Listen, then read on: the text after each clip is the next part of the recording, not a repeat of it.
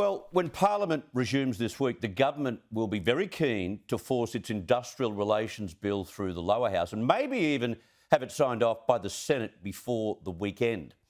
Labor's arguing that the controversial bill, which expands multi-employer bargaining, that's the biggest sticking point, and gives more power to the Fair Work Commission, will help deliver better wages outcomes. Now, that is code for higher wages. That's not a clever thing when inflation is so high. After facing a barrage of criticism, primarily from the business community and the opposition, today, Workplace Relations Minister Tony Burke revealed that he'd made some concessions to the bill, which will give employees the chance to vote against any industrial action. It'll be changed so that to be part of an agreement where you're getting a majority of the staff, it's employer by employer where that's counted. But as I've raised previously on this program, it's still a bill which partly goes back to the bad old days of the 70s when entire sectors of the workforce would act in unison against a single employer. Everybody out. That didn't assist productivity back then, and it won't assist productivity this time either. Joining me to pull this apart is Shadow Industrial Relations Minister, Senator Michaelia Cash. Michaelia, thank you so much for your time. Your noise and the noise of the business community seems to be working. What's your satisfaction rating like now that you've heard that a couple of concessions have been made by Tony Burke today?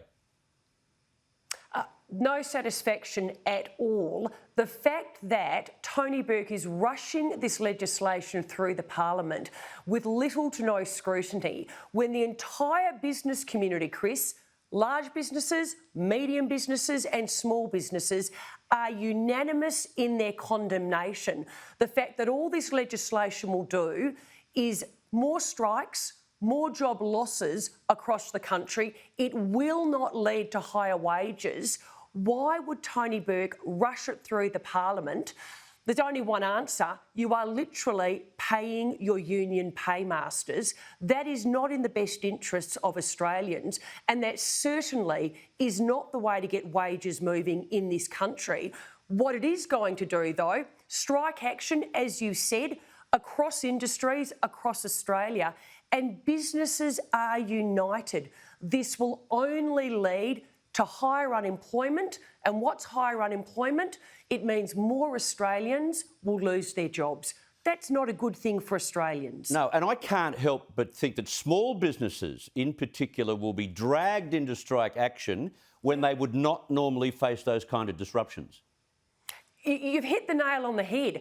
And John Setka himself has belled the cat. He has openly said that this legislation gives the union movement the ability to go after non-union workforces. Yep. What are the non-union workforces in Australia? They are the small businesses around this country. So, small businesses, they better get to know their union representative pretty well, because John Setka has made it clear they are coming out, they are going to non-union workforces in Australia. But Chris, why at a time? Higher on inflation, higher interest rates, higher electricity prices, rising unemployment, which means more Australians are losing their jobs. Would you rush through the Parliament, so much for transparency and integrity, this legislation? Businesses around the country, businesses who are the job creators in this country, not governments. Governments don't create jobs, as you and I know, Chris. They put in place frameworks that businesses have to operate under, and every single business voice in this country is saying this legislation will not lead to higher wages. This legislation will only lead to more strikes and less jobs. Why wouldn't you take 5 minutes, just pause, put the pause button on and reconsider your position? There's only one answer. You are paying your union paymaster. Yeah. See, they want this rushed through, don't they? Because the longer it goes on, the more heat The more begins they're exposed, Chris. Yes, exactly. The more they're exposed. Yeah. The more... See, every day it actually gets worse for Tony Burke, because when he stood up and actually introduced this legislation, as you and I know, he actually admitted it's a dog's breakfast.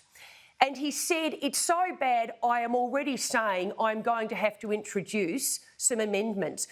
But then he said in the same breath, one of the amendments I will be introducing on behalf of the government is to give the unions across this country the ability to veto an agreement even where the employer and the employee have agreed. Yes. Why in God's name would you do that?